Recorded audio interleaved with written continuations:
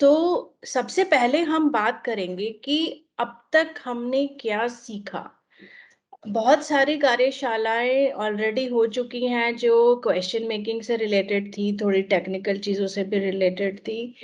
तो मैं चाहती हूँ कि आप सब मुझे एक एक करके वे सारे बिंदु बताएं कि हमने क्या किया है अब तक, जो हमने सीखा है, वो जो जो भी मुख्य बिंदु हैं उसके आप लोग ही हमें बताएंगे। अब मैं ज्यादा से ज्यादा बातचीत चाहती हूँ कि आप लोग ही करें। मैं बहुत मतलब सीमित, जैसे जो हमने अम, इससे पहले वाले कार्यशाला में जो हमने बात की थी कि अब मैं फैसिलिटेटर का रूप ले रही हूँ। आपको याद है हमने एक मैट्रिक्स देखा था जिसमें देखा था कि किस तरह से अब जो हम लोग हैं, हमारा जो सक्रिय रूप है वो अब कम होता जाएगा और अब आपको इन सब चीजों का सूत्रधार बनना है या नहीं? कोई तो जवाब दीजिए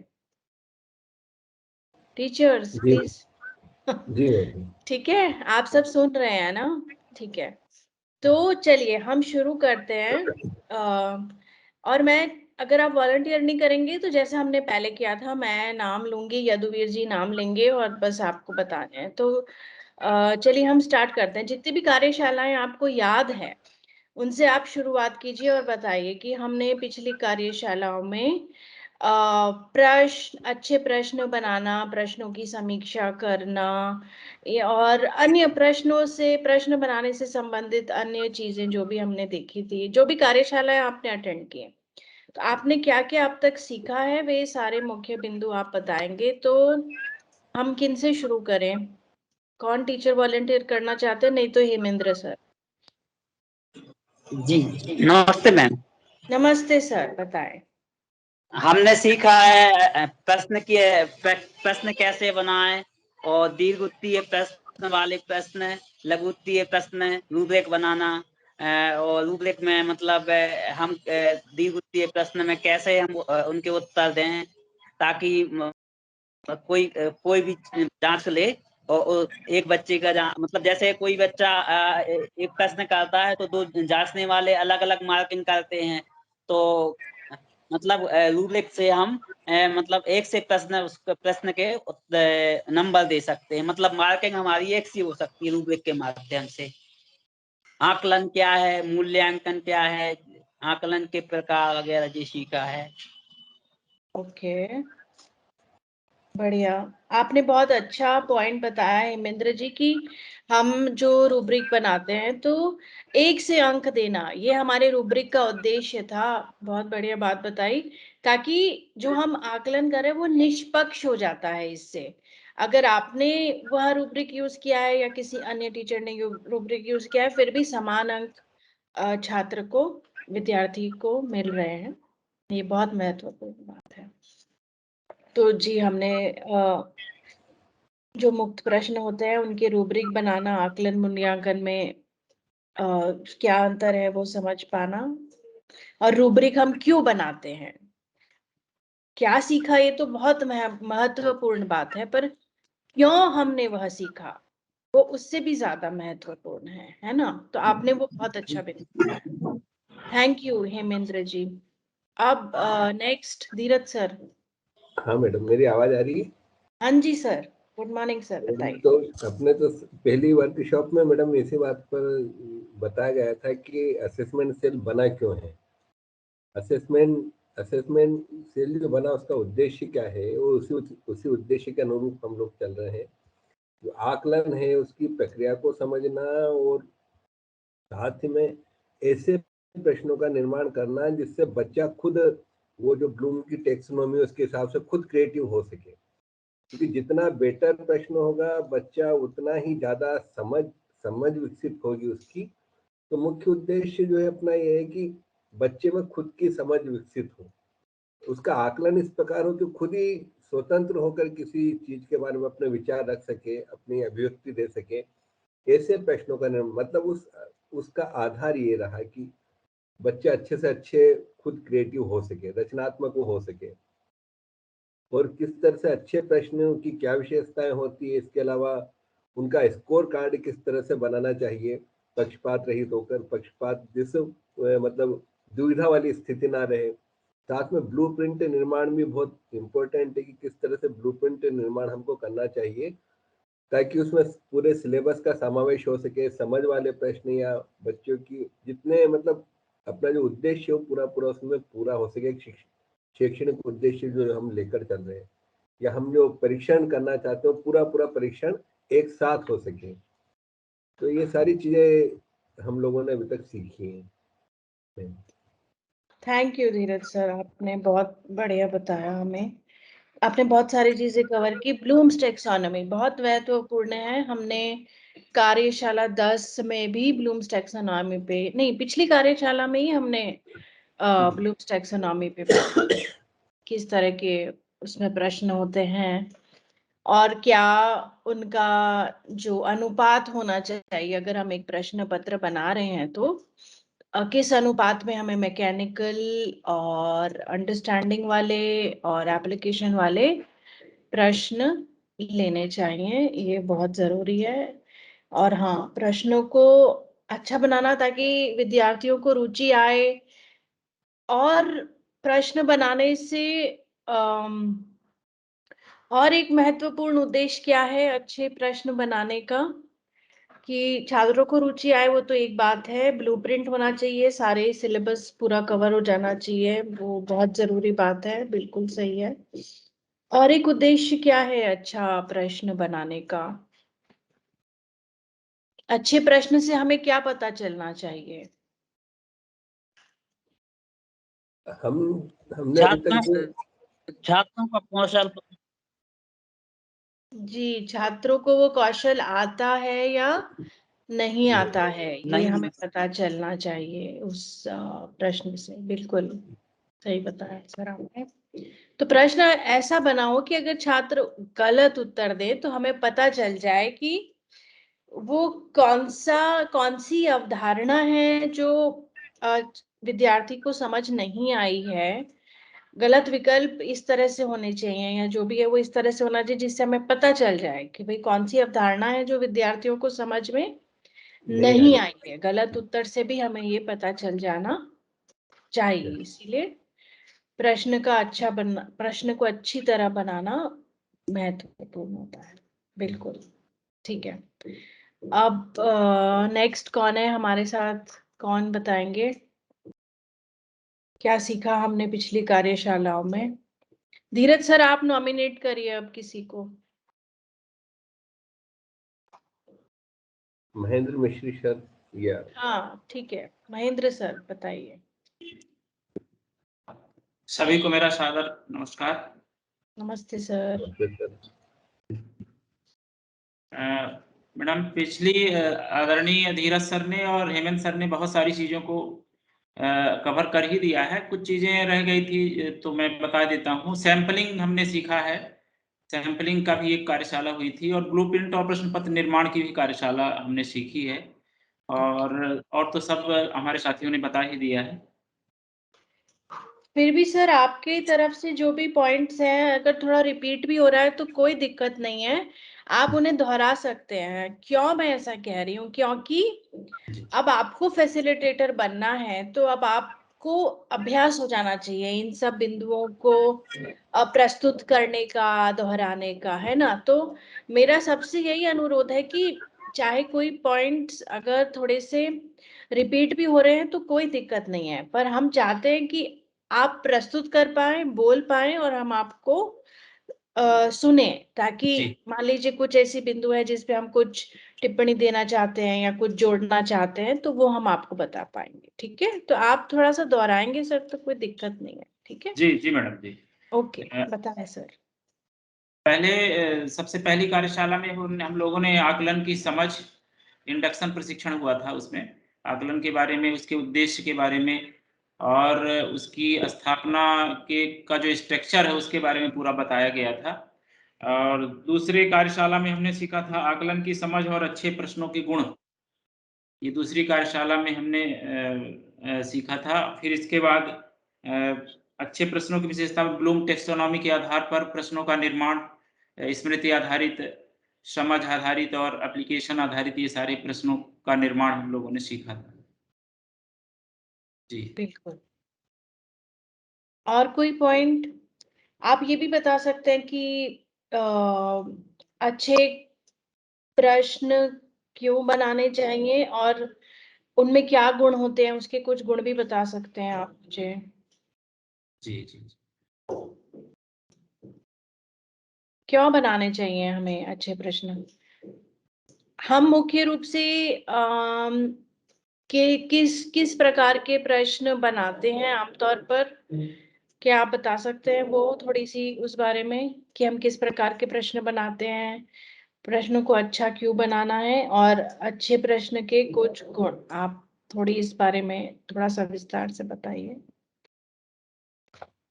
जी मैडम, अच्छे प्रश्न जो होते हैं वो विद्यार्थियों के संज्ञानात्मक ज्ञान का परीक्षण करते हैं और अच्छे प्रश्न सरल होते हैं, उनकी भाषा सरल होती है, किसी प्रकार के संशय की स्थिति नहीं होती अच्छे प्रश्नों में। अच्छे प्रश्न में जो विकल्प होते हैं अपने सामान्यतः बहुविकल्पी प्रश्नों में वो संदिग्ध नहीं होते हैं, बिल्कुल एक ही आंसर होता है स्पष्ट रूप से, 2 आंसर वाले नहीं होते हैं। बिल्कुल। जी। ओके। और एक ठीक है, और एक कार्यशाला हुई थी, उस बारे में अभी तक किसी ने बात नहीं की है, ठीक है। अब कौन टीचर बचे हैं हमारे? नमस्कार मैम। नमस्कार सभी। हाँ, नमस्ते सर। जैसा कि सब लोग बता ही रहे हैं, तो स्टार्टिंग हमारी वर्कशॉप 1 के अंतर्गत हुई थी कि वास्तव में स्टेट असिस्टेंट सेल क्या है, उसकी क्या भूमिका रहने वाली है और हमसे क्या अपेक्षा की जाने वाली है। और उसके पश्चात हमने सीखा कि आकलन क्या है, किस प्रकार, कौन कौन से इसके प्रकार हैं और कब कब कौन सा आकलन किया जाना चाहिए। इसके बाद प्रश्न निर्माण की प्रक्रिया हमने जानी थी और प्रश्नों का निर्माण किस प्रकार से किया जाना चाहिए। इसके अंतर्गत हमने ब्लूम टेक्सोनॉमी पढ़ा था और ब्लूप्रिंट निर्माण के आधार पाठ्यक्रम और ब्लूप्रिंट निर्माण के बारे में भी एक सत्र था।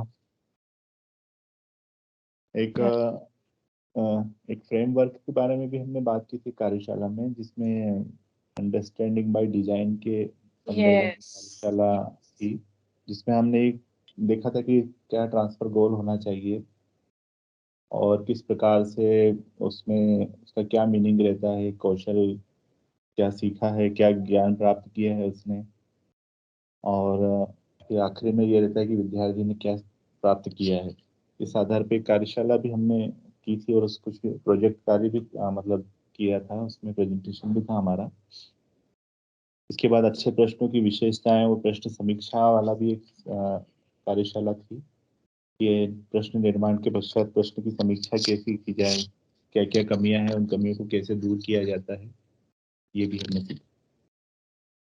बिल्कुल, हमने अंडरस्टैंडिंग बाय डिजाइन का एक वर्कशॉप किया था, जिसपे हमने देखा था कि किस तरह से वो बिल्कुल एक उल्टा फ्रेमवर्क है। आमतौर पर हम ऐसे करते हैं कि अ, पहले कुछ हम ये निर्धारित करते हैं कि क्या पाठ है, कैसे पढ़ाया जाएगा, और उसके बाद हम एक प्रश्न पत्र बनाते हैं, जबकि उसमें बिल्कुल रिवर्स हमने मेथड के बारे में बात की थी कि हम पहले से ये सोच लेंगे कि भाई सारे विद्यार्थी इस लेवल पर पहुंच जाएंगे, यानी कि इस पाठ में ये मूल अवधारणाएं हैं, इसलिए वे ये हासिल कर लेंगे, इसीलिए इसका प्रश्न पत्र ऐसा होना चाहिए, इसीलिए इसको इस प्रकार। तो जो उल्टी उसमें थी, वो हमने उस अंडरस्टैंडिंग बाय डिजाइन के बारे में बात की थी। और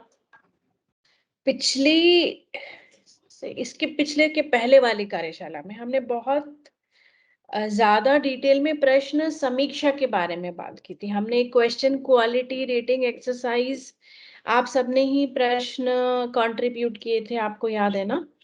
आप सबने एक एक दो दो प्रश्न दिए थे, फिर हम सबने मिलकर उस पे देखा था कि किस तरह से प्रश्न बनाने के बाद उसे अन्य शिक्षकों से उनकी समीक्षा करवाना क्यों महत्वपूर्ण होता है, इस बारे में हमने बहुत विस्तार से बात की थी कि प्रश्न की समीक्षा होती है तो प्रश्न की गुणवत्ता और बढ़ जाती है। उसमें अगर कुछ भी बातें हैं जो स्पष्ट नहीं है या ऐसा कुछ है, या मान लीजिए विकल्प सही उत्तर स्पष्ट नहीं है, या एक से ज्यादा सही उत्तर हो रहे हैं, या उसमें किसी प्रकार का कोई पूर्वाग्रह या इस प्रकार की कोई बातें आ रही हैं, तो ये सारी बातें स्पष्ट हो जाती हैं जब समीक्षा होती है। तो समीक्षा बहुत महत्वपूर्ण है। किस तरह से हम एक अच्छा क्वेश्चन क्वालिटी रीडिंग एक्सरसाइज, एक अच्छी क्वेश्चन क्वालिटी रीडिंग एक्सरसाइज बनाना,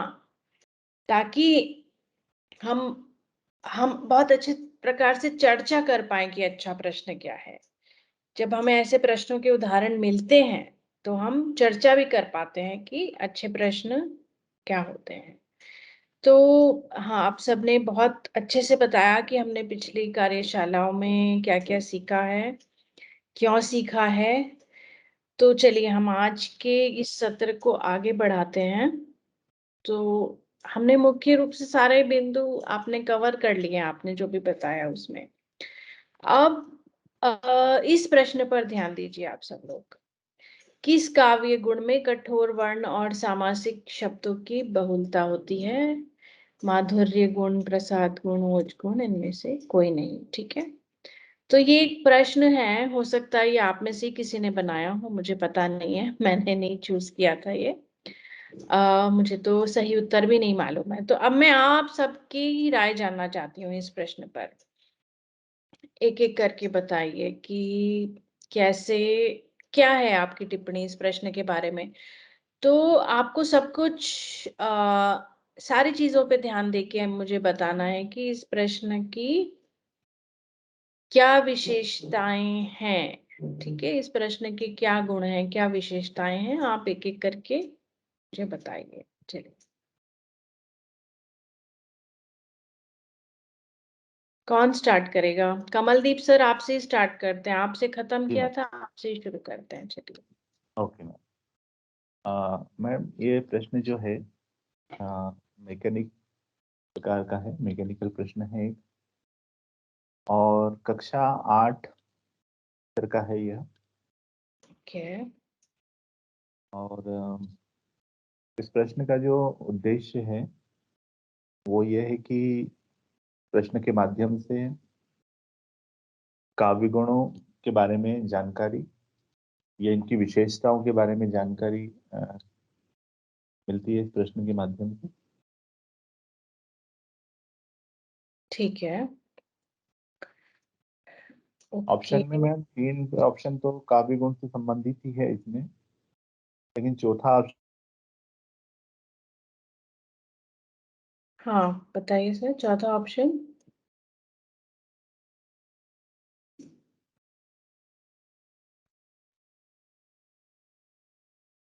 सर की आवाज, कमलदीप सर की आवाज आ हाँ, रही है सबको? नेटवर्क थोड़ा सा हो गया। हाँ कोई बात नहीं सर, इट्स ओके, आप बताएं। जी मैम, तो इसमें कोई नहीं वाला ऑप्शन आ गया, तो इसमें भी कुछ ऑप्शन आ सकता था वैसे। अच्छा काव्य गुण को लेकर कुछ भी दिया जाना चाहिए था।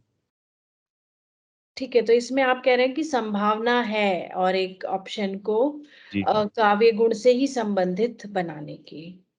ठीक है, बढ़िया टिप्पणी थी सर आपकी। चलिए, अब नेक्स्ट महेंद्र सर।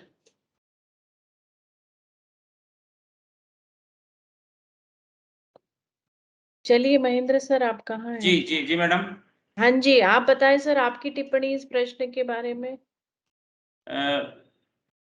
मैडम, ये प्रश्न जो है स्मृति आधारित प्रश्न है। पारिभाषिक समझ बच्चे को, चूंकि माधुर्य गुण, प्रसाद गुण, ओज गुण की जो अगर परिभाषा उसको आती है ठीक है। तो पारिभाषिक समझ इसमें है। और ये प्रश्न मैडम सही है। और इसमें जो, चूंकि गुण 3 ही होते हैं, प्रसाद, माधुर्य और ओज, तो अच्छा चौथा विकल्प अगर इनमें से कोई नहीं है तो फिर गलत नहीं है, मेरे हिसाब से ये सही है। अच्छा, तो आपके हिसाब से और एक चौथा विकल्प देने जी की और कोई गुंजाइश नहीं थी, इसीलिए नहीं, एक की ओर चूंकि से। 3 ही गुण होते हैं मैडम, तो चौथा विकल्प देने की गुंजाइश है ही नहीं। ठीक है, ठीक है। और कोई टिप्पणी आप देना चाहें सर? अगर मान ली इसका सही उत्तर क्या है? सही उत्तर ओज गुण है मैडम। अच्छा, ये ओज गुण है। तो हाँ। मान लीजिए अगर मैंने प्रसाद गुण पे टिक लगा दिया, ठीक है, जी जी तो जी। क्या इससे पता चलता है, अगर मैंने गलत उत्तर दिया तो इससे क्या हमें कुछ जानकारी मिलती है? जो भी जितने भी विद्यार्थी इसका गलत उत्तर देंगे, जी। उनके बारे में हमें क्या जानकारी मिलेगी इस प्रश्न से? अगर प्रसाद गुण लगाते हैं तो इसका तात्पर्य यह है कि बच्चे को गुण के बारे में समझ नहीं है, ओज गुण उसने नहीं पढ़ा है, उसकी पारिभाषिक समझ नहीं है उसको। ठीक है। जी। मैं भी कुछ कहना चाहूंगा। ओज हाँ गुण जी। भी पढ़ा है और प्रसाद गुण के बारे में भी उसे जानकारी नहीं है, तभी तो उसने प्रसाद गुण पे टिक लगा दिया है।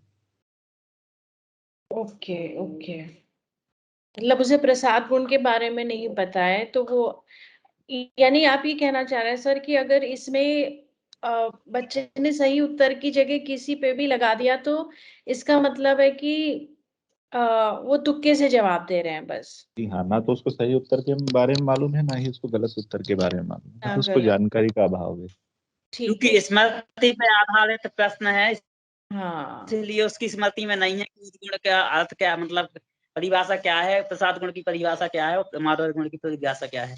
बिल्कुल, ये बहुत अच्छा पॉइंट बताया सर आपने, क्योंकि ये स्मृति पे आधारित है। तो अगर गलत उत्तर है तो उससे सिर्फ ये पता चलता है कि बच्चे को परिभाषा याद नहीं थी, बस खत्म हो गया वहीं पे। ठीक है। ओके, नेक्स्ट कौन आ रहे हैं?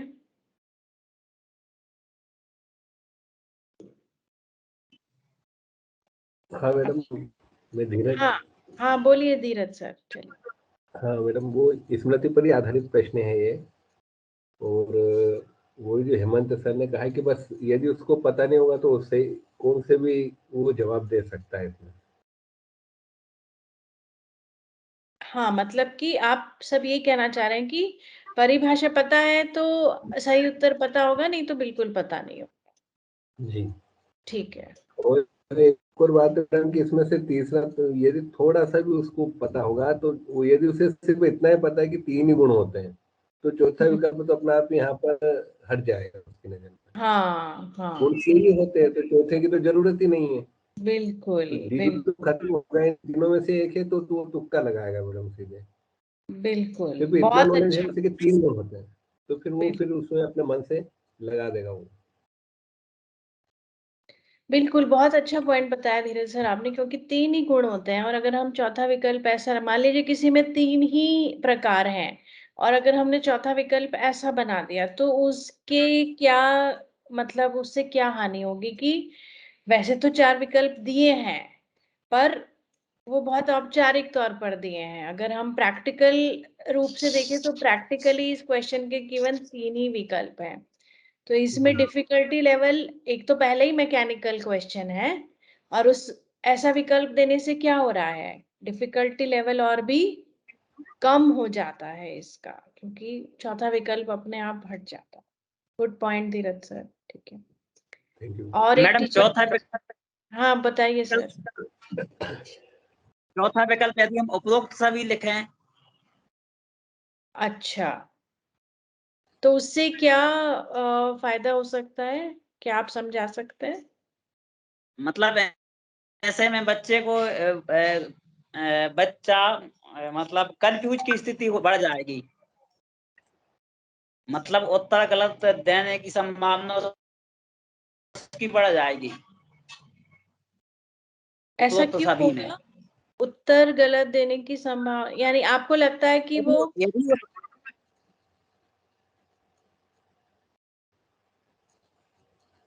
आवाज कट रही है सर।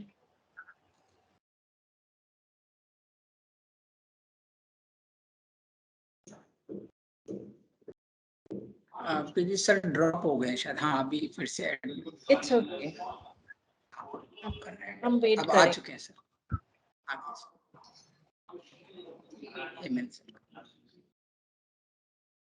हेलो, हाँ जी सर, बताएं।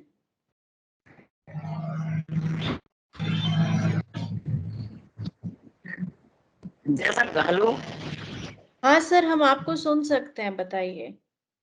कमलदीप सर बोल रहे थे कि एक चौथा विकल्प यदि मतलब संभावना है तो अपन चौथे विकल्प में उपरोक्त सभी भी दे सकते हैं।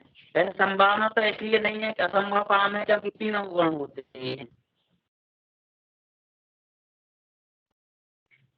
अच्छा, तो उपयुक्त सब इनमें से कोई नहीं की जगह आपको लगता है उपयुक्त सभी देना बेहतर होगा? उससे क्या उससे ये संभावना बढ़ेगी कि छात्र ज्यादा सोच समझकर प्रश्न का उत्तर देंगे? क्योंकि मैडम ये स्मृति पे आधारित है, सोच समझने वाली तो इसमें बात ही नहीं है। अच्छा, ठीक है। तो अगर हमने उपयुक्त सभी लिखा तो भी यही होगा कि हाँ सही यही उत्तर तो होगा, फिर इनमें से कोई। हाँ हाँ सही उत्तर तो फिर भी एक ही रहेगा। हाँ। ठीक है, ठीक है, ठीक है।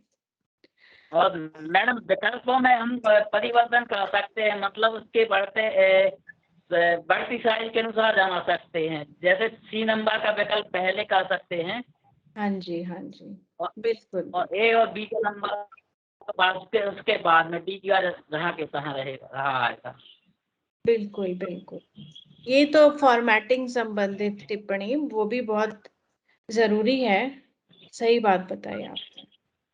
बहुत अच्छा लग रहा है मुझे, आप सबने जो प्रश्न समीक्षा वाली कार्यशाला में इतना ध्यान दिया था, वो बातें आपको अब भी बहुत अच्छे से अब याद है, और आप सब उस बात को मतलब आप प्रश्न देखते ही आपकी बहुत सारी चीजों पर आपका ध्यान जा रहा है, तो अत्यंत सराहनीय है ये। मुझे बहुत खुशी हो रही है ये देख के कि अब आप सबका जो थॉट प्रोसेस है, जिस तरह से आप सोचते हैं प्रश्न को देख के, वो देखिए आपको आप सबको खुद पर बहुत गर्व होना चाहिए। मुझे तो बहुत हो रहा है। तो चलिए हम आगे बढ़ते हैं। तो अभी हमने देखा कि ये एक प्रश्न का प्रकार है।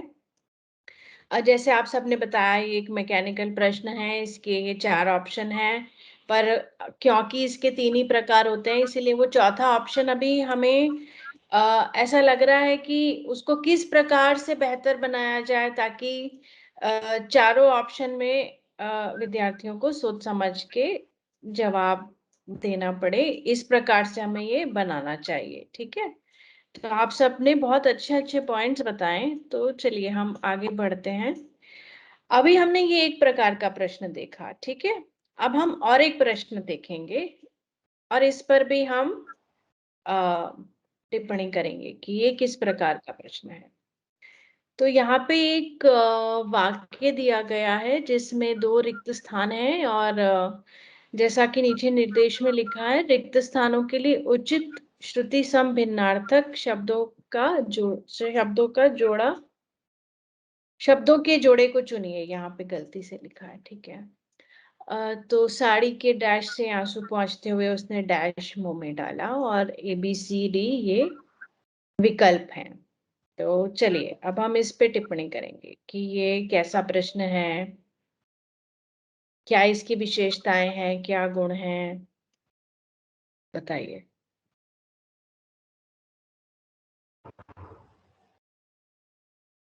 यस, स्टार्ट कीजिए।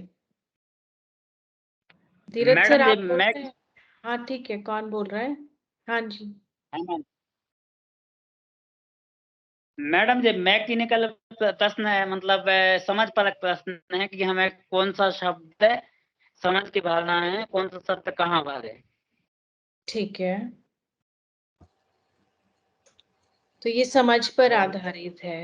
हाँ ठीक है, और आपको क्या कहना है इस बारे में? इसका जो टेस्टिंग ऑब्जेक्टिव है, इसको पूछने का जो उद्देश्य है, क्या है इसको पूछने का उद्देश्य? मैडम ये जो बच्चे को प्रश्न है, हाँ बोलिए हेमेंद्र सर। बच्चों को बच्चों का शब्द भंडार की जानकारी। ठीक है, शब्द भंडार विद्यार्थी विद्यार्थियों को शब्द भंडार की जानकारी और शब्दों के अर्थों की जानकारी से इस शब्द मतलब प्रश्न का उत्तर बन जाएगा। ठीक है, और ये किस कक्षा के लिए सही रहेगा ये प्रश्न? 10वीं के लिए। 10वीं के लिए आपको लगता है? ठीक है, ठीक है, धीरज सर आप कुछ कह रहे थे?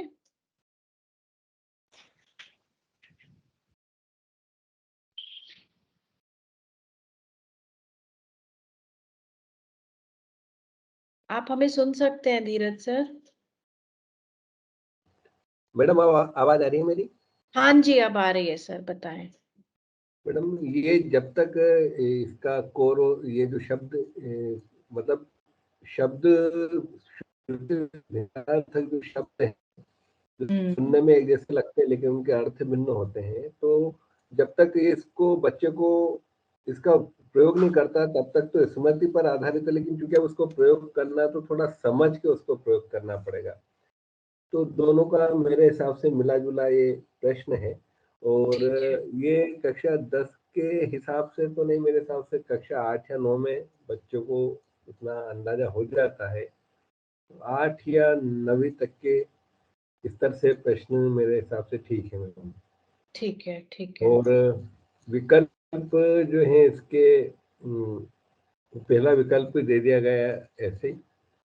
और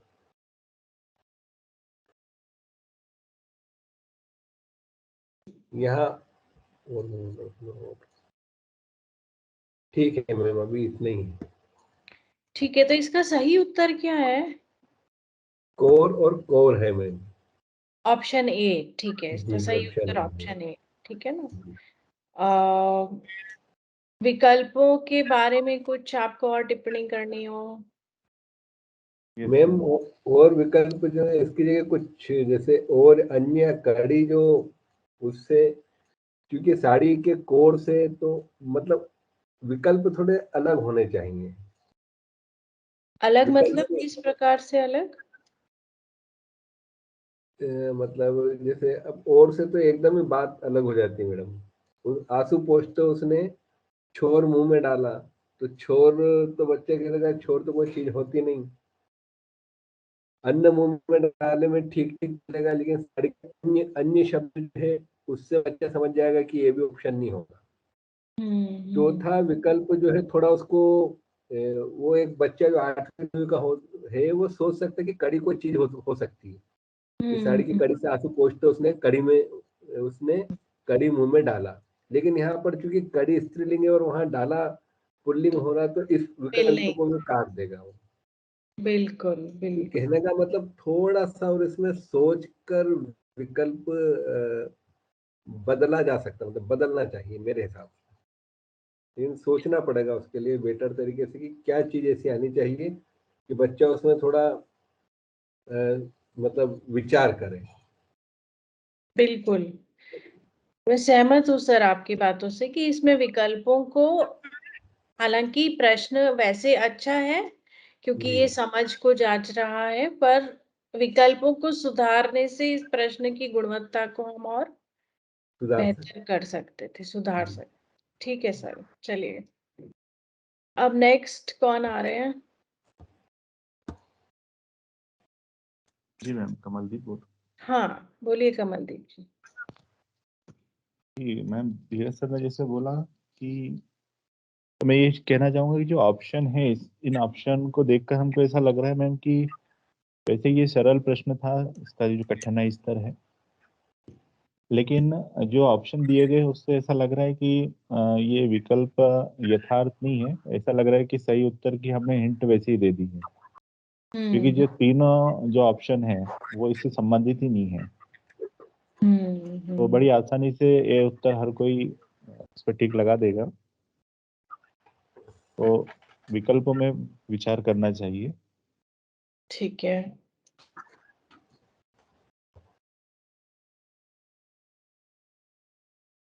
तो जो विकल्प होने चाहिए वो संदर्भ से संबंधित दिखने चाहिए ताकि बच्चों को थोड़ा सा और ध्यान देना पड़े उत्तर देने से पहले। जैसे कि सी और डी में अन्न और कढ़ी फिर भी ठीक है, पर जो उसके पहले वाले शब्द दिए गए हैं वो बहुत ही अटपटे हैं, तो अब उससे देखिए थोड़ी मैम, सी। अगर बी बी वाले ऑप्शन में यदि और छोर लिखा है, हाँ। तो यदि छोर अगर पहले आ जाता तो बच्चा है विचार करता थोड़ा सा छोर पर। हम्म हम्म हम्म क्योंकि और छोर में तो कोई विचार ही नहीं है यहाँ पर कि और तो हो ही नहीं सकता है। छोर यदि पहले होता तो जरूर वो सोच सकता था कि ये छोर मतलब उसका कोना हाँ, शब्दों की आंसू। स्थिति बदलने से भी यस। फर्क पड़ सकता हाँ था तो कहीं पर। ठीक है, बहुत अच्छा पॉइंट। ठीक है, चलिए और कौन बचे हैं? अभी और एक टीचर बचे ना हमारे। जी मैडम। हाँ जी, आप बताइए सर। मैडम सारी चर्चाएं तो हो चुकी हैं और इसमें जो विकल्प है विकल्प ही सुधारने योग्य है ताकि प्रश्न और बेहतर ढंग से बन जाए मैडम। बिल्कुल। जी जी। और कोई टिप्पणी आपकी इस प्रश्न के बारे में, इस प्रश्न के क्या गुण हैं, वो सब भी आप बता सकते हैं सर। जैसे मैंने कहा, रिपीट होगा तो कोई दिक्कत नहीं है, पर आपको जो भी लगता है इस प्रश्न मैडम के। वाक्य को पूरा करना है और 2 विकल्पों के आधार पर वाक्य को पूरा करना है। हम्म, तो प्रश्न सही है और समझ आधारित प्रश्न है मैडम। ठीक है। और कौन सी कक्षा के लिए ये ये उपयुक्त? मैडम ये 7वीं 8वीं के लिए है मैडम। वैसे शब्दगत समझ बच्चों में अगर होगी तो। ठीक है, जी जी। ठीक है सर, आप सबने बहुत अच्छे पॉइंट्स बताए इसमें। मेरी बस एक ही टिप्पणी है इसमें, आपने सारे पॉइंट्स कवर कर लिए थे। इसमें जो मुझे लगा कि जो ऑप्शन बी है, ऑप्शन बी तो ए सी और डी में तो कम से कम फिर भी श्रुति सम भिन्नार्थक शब्द दिए गए हैं, पर बी में तो मुझे ये लगा कि श्रुति सम भिन्नार्थक शब्द है ही नहीं। जैसे और होता है ना, और छोड़ तो क्या कहते हैं, समान तुक वाले शब्द हो जाते हैं, है ना। जी मैम जी। यहाँ पे ऑप्शन तो उससे भी ऑप्शन बी बहुत कमजोर ऑप्शन है। ठीक है, बहुत अच्छी चर्चा थी ये हमारी। तो हमने ये जो 2 प्रश्न देखे, इस पे चर्चा की, इसका हमारा क्या उद्देश्य था? हम ये देखना चाह रहे थे कि भाई ये जो पहला वाला प्रश्न था, जैसे कि आप सबने बताया, मैकेनिकल क्वेश्चन है, परिभाषा से संबंधित है, उसमें विकल्प भी ऐसे हैं कि अगर गलत उत्तर मिल जाए तो उससे हमें कोई खास जानकारी नहीं मिल रही है। विद्यार्थियों की कौन सी अवधारणा सही है, गलत है, उसके बारे में हमें कुछ भी खास जानकारी नहीं मिल रही है पहले वाले प्रश्न में। ठीक है, और वो मैकेनिकल वैसे प्रश्न ठीक है, परिभाषा से संबंधित है, पर उसके विकल्प इस प्रकार थे कि उससे हमें कुछ हासिल नहीं हो रहा था, कुछ ज्यादा पता नहीं चल रहा था अगर गलत उत्तर देंगे तो। और चौथे विकल्प में तो वैसे भी हम सबकी समान राय नहीं हो पा रही थी, यानी कि उस प्रश्न में बहुत ज्यादा सुधार की और उसकी संभावना थी। ठीक है, फिर हमने दूसरा प्रश्न देखा, जो कि वैसे अच्छा प्रश्न है, समझ पर आधारित है, और उसमें बहुत ज्यादा संभावना थी कि अगर हम विकल्प को सुधार दें तो उससे, अगर विद्यार्थी गलत उत्तर देते हैं तो उससे हमें बहुत कुछ और पता चल सकता है कि विद्यार्थी क्या सोच रहे हैं, किस प्रकार से सोच रहे हैं। जैसे कि यहाँ पे किसी ने बी चुन लिया। ठीक है, अगर जैसे कमलदीप जी ने कहा था कि मान लीजिए हम इसको ऐसे कर देते, छोर और, हालांकि ये विकल्प ही सही नहीं है, पर मैं एक ऐसे ही उदाहरण देना चाहती हूँ। तो इससे हमें क्या पता चलेगा विद्यार्थियों के बारे में, कि उन्होंने वाक्य में जो पहला रिक्त स्थान है उसे तो ठीक से समझ लिया है, पर दूसरे वाले रिक्त स्थान पे या तो उनका ठीक से ध्यान नहीं किया है, या उन्होंने उस वाक्य को सार्थक रूप से समझा नहीं है ना। तो इससे हमें ये ऐसी बातें पता चलती, जैसे सी में भी अगर किसी ने सी चुन लिया है तो उनको अन्न खाते हैं इस प्रकार से वाक्य पूरा करना तो समझ में आ रहा है, पर पहले वाले भाग पर उनका ध्यान नहीं गया है। तो और अगर डी चुन लिया है तो उससे क्या पता चलता है कि शायद विद्यार्थी को लिंग से संबंधित भी पूरी जानकारी नहीं है, क्योंकि कड़ी मुंह में डाला तो बिल्कुल ही अलग है। तो ये संभावना है कि उनको लिंग से संबंधित पूरी कुछ बातें हैं जो समझ में नहीं आई हैं।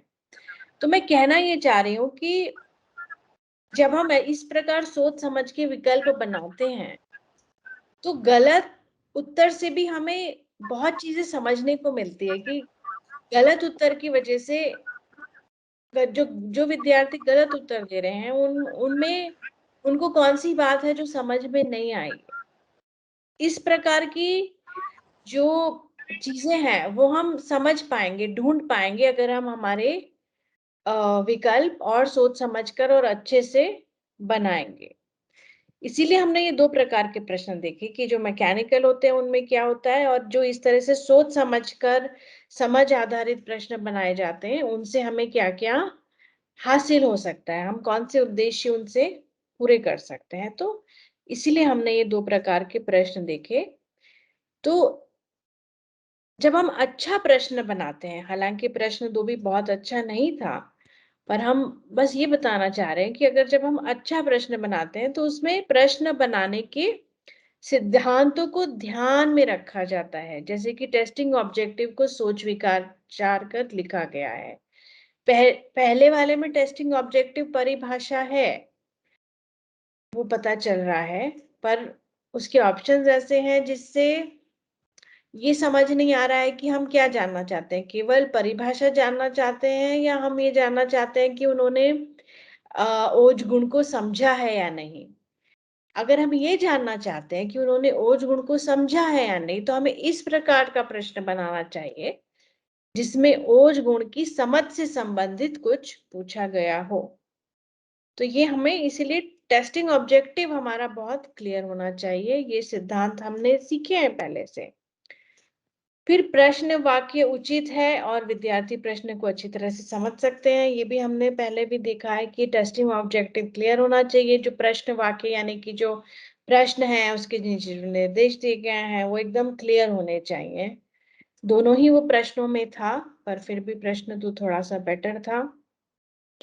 और विकल्प सोच समझकर बनाए गए हैं, इस पे हमने अभी बहुत ज्यादा चर्चा की कि किस तरह से पहले और दूसरे प्रश्न दोनों में विकल्पों को सुधारने की बहुत ज्यादा गुंजाइश थी।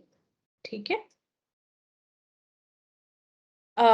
उस वाले जो अभी हमने क्वेश्चन देखा जिसमें श्रुति सम भिन्नार्थक शब्द थे, तो उसका टॉपिक जैसे आप सबने बताया शब्दावली है, उसका सब टॉपिक है श्रुति सम भिन्नार्थक शब्द। तो जब भी हम कोई टॉपिक चूज करते हैं तो हमें पता होना चाहिए कि हम उसमें भी और ज्यादा क्या उससे भी नीचे लेवल पे क्या हम जानना चाह रहे हैं। टेस्टिंग ऑब्जेक्टिव यह प्रश्न श्रुति सम भिन्नार्थक शब्दों को पहचानने के कौशल को जांच रहा है। बहुत क्लियर था उसका टेस्टिंग ऑब्जेक्टिव, टॉपिक, सब टॉपिक, सब कुछ क्लियर था। पहले वाले में हमें अभी भी समझ नहीं आ रहा है कि मेन टेस्टिंग ऑब्जेक्टिव क्या था। तो जब हमारा टेस्टिंग ऑब्जेक्टिव क्लियर होता है तो हमारा प्रश्न भी और ज्यादा क्लियर और बेहतर बन जाता है। ठीक है। तो हमने दो प्रश्न देखे अभी। ठीक है। तो अब हम इस बात पर चर्चा करेंगे कि क्या प्रश्न एक और प्रश्न दो में कोई अंतर है। आप लोग बताएं क्या अंतर है प्रश्न एक और प्रश्न दो में।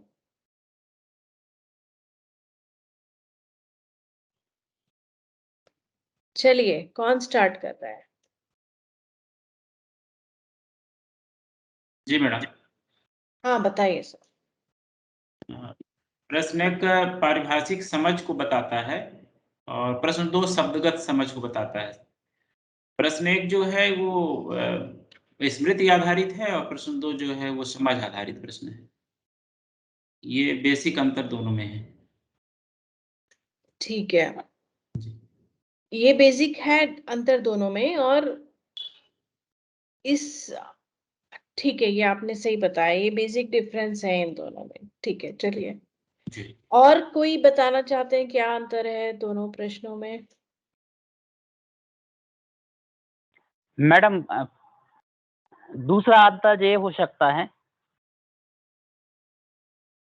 कि प्रश्न एक जो है उसको मतलब स्मृति पे आधारित है दूसरा इसमें मतलब इसके हमें शब्दों का प्रयोग कैसे करें, प्रश्न 2 में हम शब्दों का प्रयोग कैसे करें। मैं समझ नहीं पाई सर, आप क्या बताना चाह रहे हैं? शब्दों का मतलब प्रयोग कैसे करें जो मतलब? जो पहला प्रश्न है वो स्मृति पे आधारित है। मतलब जब हमें जानकारी होगी, हमें याद होगी कि उज गुण कहाँ होता है, कैसे शब्दों में होता है उज गुण, तभी हम उसका उत्तर लगा पाएंगे। और जो प्रश्न 2 है, प्रश्न 2 में हमें मतलब कौन से शब्द हम प्रयोग कर पाए। जब विद्यार्थी शब्दों का प्रयोग करना जान लेगा तो प्रश्न 2 को वो हल कर सकता है। बिल्कुल बिल्कुल। तो ये प्रयोग पर आधारित है, जिन्होंने प्रयोग किया है उन्हें पता होगा कि ठीक है, ठीक है, ओके। और मैडम प्रश्न 1 की तुलना में 2 ज्यादा बेटर है। ठीक है, एक जो पहला जो प्रश्न है वो केवल स्मृति पर ही आधारित है, और उसमें जैसे कि विकल्प भी हम देख रहे हैं तो एक चौथा विकल्प तो हट ही रहा है। तो इसके हिसाब से यदि दूसरे प्रश्न को देखा जाए तो ज्यादा बेटर है, क्योंकि वो उस एक तरह से बच्चे को यदि शब्द का अर्थ पता है तो वो उस वाक्य के हिसाब से उसको अप्लाई करने की कोशिश करेगा।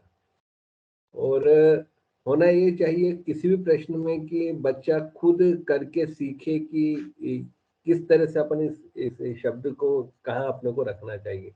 जब बच्चा खुद उसका अर्थ समझता और वाक्य के हिसाब से रखना सीखेगा तो उसमें समझ विकसित होगी। तो प्रश्नों 1 और 2 में मुख्य अंतर ये है कि एक पूरा स्मृति पर आधारित और दूसरा थोड़ा सा ही सही लेकिन वो थोड़ा समझ पर आधारित है। ये मुख्य अंतर है। बिल्कुल और बिल्कुल। दूसरा ज्यादा बेटर है मेरे हिसाब से प्रश्न दूसरा पूछने आपके के हिसाब से ज्यादा बेटर है, जी ठीक है, ठीक है। चलिए नेक्स्ट कौन बताना चाह रहे हैं हमें? हाँ मैम, मैं कमलदीप। हाँ ये जी सर। पहला प्रश्न पे चर्चा हुई मैम, तो पहला प्रश्न में मेरा ये ख्याल है, मैं ये कहना चाहता हूँ कि पहला प्रश्न बहुत ही सरल है, और क्योंकि उसमें एक ही उत्तर की अपेक्षा हम कर रहे हैं विद्यार्थी से। लेकिन प्रश्न 2 में क्योंकि श्रुति भिन्नार्थक शब्द है तो उसमें 2 शब्द की अपेक्षा की गई है, तब उसका उत्तर सही होगा कि वो उस प्रश्न में दोनों ही शब्दों को ध्यान से समझकर उसके प्रयोग को करे और फिर उत्तर को वो देगा तो ज्यादा सही रहेगा। तो प्रश्न 1 में एक ही अपेक्षा की गई है, लेकिन यहाँ 2 शब्दों की या 2 उत्तरों की अपेक्षा की गई है, ये अंतर है इसमें। तो उसमें ज्यादा विद्यार्थी ध्यान देंगे कि भाई कौन से विकल्प में दोनों ही वो सही होने चाहिए, ठीक है। तो आपके हिसाब से कौन सा क्वेश्चन बेटर है? प्रश्न 2 ज्यादा अच्छा है पहले से। ठीक है। Yes, next.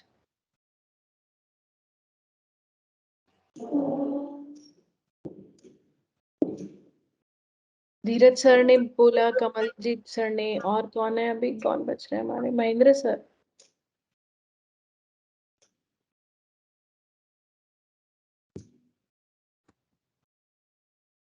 महेंद्र सर। जी मैडम, जी बता चुका हूँ मैडम।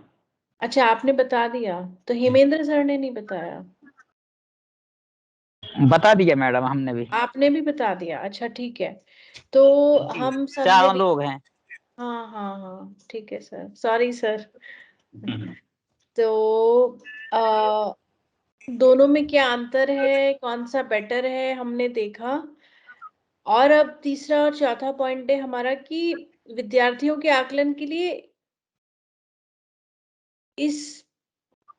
अच्छा, इसमें लिखने में कुछ गड़बड़ हो गई है, सॉरी। तो विद्यार्थियों के आकलन के लिए चयनित प्रश्न के उपयोग के क्या लाभ हैं? चयनित प्रश्न मतलब कि जो दूसरा वाला प्रश्न हमने देखा था, जो समझ पर आधारित है, उसको उपयोग करने के क्या लाभ हैं? और अगर हम पहला प्रश्न जैसा है उस प्रकार के प्रश्न लेते हैं तो उन प्रश्नों से क्या परेशानी या क्या हानि हो सकती है? इस बारे में मैं अब आपसे जानना चाहती हूँ कि जो दूसरे प्रकार का हमने प्रश्न देखा उसके क्या लाभ हो सकते हैं, और पहले वाले जो प्योर मैकेनिकल क्वेश्चन है उनसे क्या परेशानी या क्या हानि हो सकती है। इस बारे में अब आप सोचकर मुझे बताइए।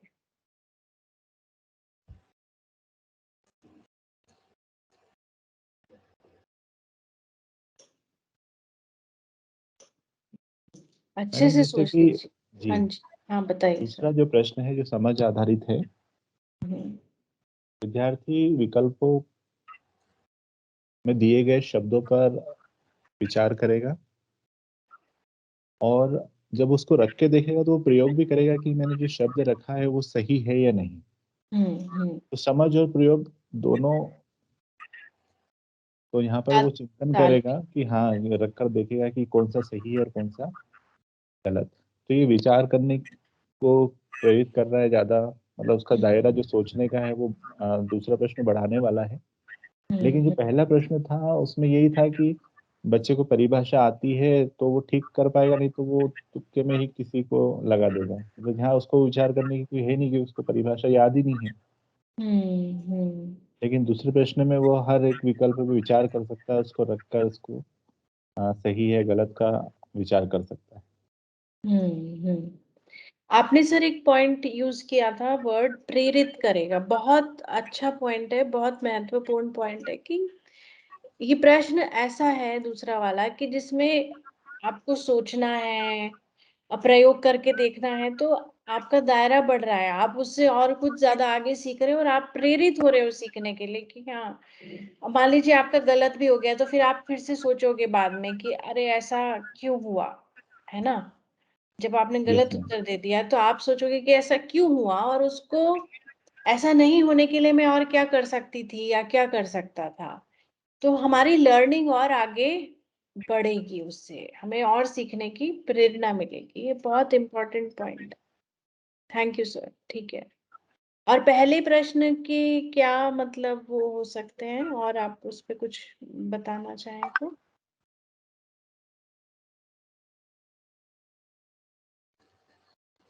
मैडम पहला प्रश्न सीमित ज्ञान का मूल्यांकन करता है। बिल्कुल, जो मतलब जो आपको याद।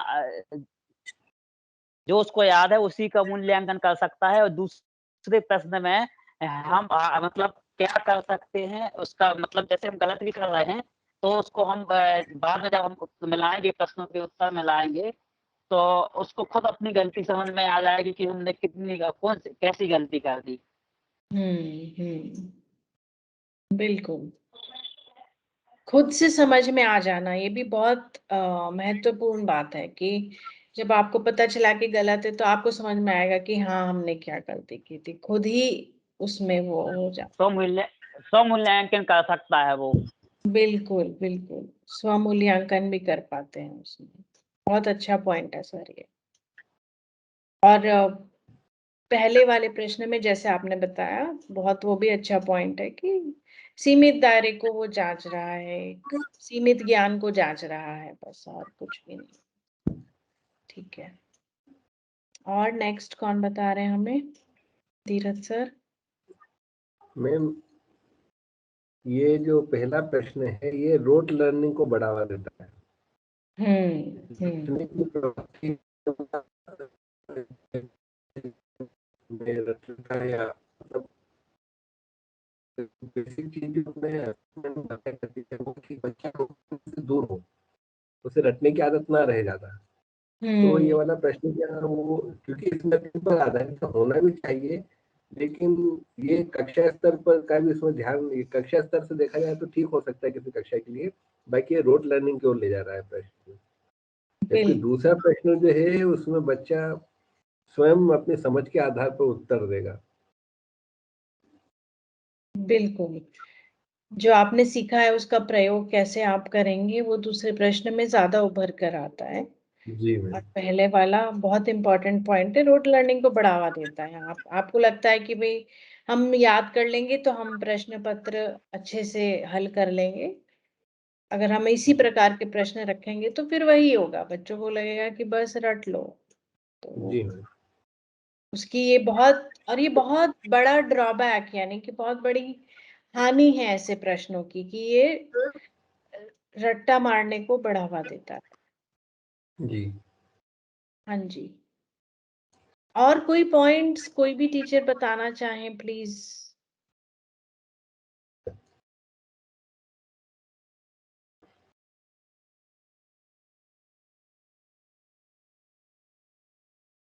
ठीक है, तो हमने बहुत अच्छी चर्चा की यहाँ पे कि दोनों प्रश्नों में क्या अंतर है, कौन सा प्रश्न विद्यार्थियों के आकलन के लिए बेहतर है, वो क्यों बेहतर है, अगर हम दूसरे प्रकार का प्रश्न ले रहे हैं तो वो किस प्रकार से बेहतर है, उससे हमें क्या लाभ हो रहा है। बहुत अच्छे अच्छे बिंदु हमारे सामने आए कि विद्यार्थी स्व मूल्यांकन कर सकते हैं, वे प्रेरित हो जाते हैं आगे सीखने के लिए, आगे पढ़ने के लिए, समझने के लिए। वे एक नए संदर्भ में अपने ज्ञान का प्रयोग कर पाते हैं। और अगर हम पहले ही प्रकार के प्रश्न देते हैं तो उससे क्या हानि होती है, क्या उससे नुकसान पहुंच सकता है। बहुत महत्वपूर्ण बिंदु की रोड लर्निंग, रट्टा मार के पढ़ने को वह प्रश्न बढ़ावा देता है और केवल सीमित ज्ञान को जांचता है, उससे और उबाऊ भी होता है। कुछ प्रकार से हम ऐसा कह सकते हैं कि इस प्रकार के प्रश्न उबाऊ होते हैं, क्या हम कह सकते हैं ये बात। इसमें कुछ भी रुचिकर नहीं होता, कुछ एक्साइटिंग नहीं लगता है ऐसे प्रश्नों को देखकर कि हाँ हमने पढ़ा था, हमें याद है तो हमने टिक कर दिया या लिख दिया। जरूरी नहीं है कि वो प्रश्न केवल एमसीक्यू बहुविकल्पीय प्रश्न ही हो। अगर अन्य प्रश्न भी मुक्त फ्री रिस्पॉन्स वाला भी क्वेश्चन हो तो उसमें अगर सिर्फ परिभाषा के बारे में पूछा जाता है तो थोड़े से उबाऊ भी होते हैं, आपको जो भी याद है आपने लिख दिया। जबकि अन्य प्रकार के प्रश्न जहाँ पे हम समझ जांच रहे हैं, कोई उदाहरण पूछ रहे हैं, उदाहरण मांग रहे हैं, या आपने विचार व्यक्त करने को कह रहे हैं, तो उससे हमारी लर्निंग और आगे जाती है, हमें और ज्यादा इंटरेस्ट आता है, हम मोटिवेट होते हैं, प्रेरित होते हैं ज्यादा पढ़ने के लिए। तो इस बारे में हमने इन दो प्रश्नों के माध्यम से चर्चा की। तो पहले तो हमने देखा कि किस प्रकार से एक प्रश्न दूसरे प्रश्न से अलग होता है, मैकेनिकल और अंडरस्टैंडिंग एप्लीकेशन क्वेश्चंस में कितना अंतर आ जाता है। न केवल इस मामले की वे वो प्रश्न कैसा है और क्या पूछ रहा है, परंतु उस प्रश्न को पूछने की वजह से विद्यार्थियों पर क्या प्रभाव पड़ रहा है, उस मामले में भी बहुत ज्यादा अंतर आ जाता है। इतनी गहराई में आज हम इन दोनों उदाहरणों के माध्यम से इस बात को समझ पाए कि वे प्रश्न केवल इस प्रकार से अलग नहीं है कि वे क्या पूछ रहे हैं या उनका उत्तर क्या है, वे इस प्रकार से भी अलग है कि ऐसे प्रश्नों के क्या फायदे और नुकसान हो सकते हैं विद्यार्थियों के लिए भी, और जिस प्रकार से हम पढ़ा और सिखा रहे हैं उस चीज के लिए भी। ठीक है, तो बहुत अच्छे मैडम पॉइंट्स। हाँ जी, बताइए सर। मैडम भले आलोचिकर हो लेकिन जरूरी तो है ये वाले क्वेश्चन भी पहले हाँ प्रकार का, जी सर, जानकारी तो होना बिल्कुल चाहिए बच्चे। बिल्कुल बिल्कुल सर, मैं आपसे सहमत हूँ, इसमें कोई दो राय नहीं है। देखिए, हमारा कहने का ये उद्देश्य नहीं है कि इस प्रकार के प्रश्न होने ही नहीं चाहिए। हम कहना ये चाह रहे हैं कि जैसा हमने देखा सर, उस बारे में भी हमने चर्चा की थी कि भले वो मैकेनिकल प्रश्न है, पर उस मैकेनिकल प्रश्न को भी और बेहतर बनाने के लिए हम काफी कुछ कर सकते हैं, है ना। मैकेनिकल क्वेश्चन भी अगर अच्छे विकल्प वाला हो तो उससे हमें विद्यार्थियों के बारे में कई बातें पता चलती हैं कि उन्हें क्या समझ में आया है, क्या नहीं समझ में आया है।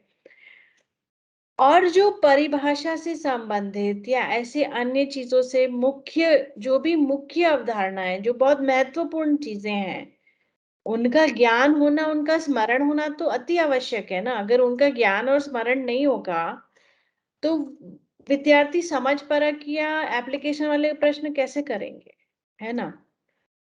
तो हम तो आपकी बात से बिल्कुल सहमत है सर। हम ये नहीं कह रहे हैं कि वो प्रश्न होने ही नहीं चाहिए। हाँ, वो अरुचिकर होते हैं तो उनको भी बेहतर बनाने के कई तरीके होते हैं। अब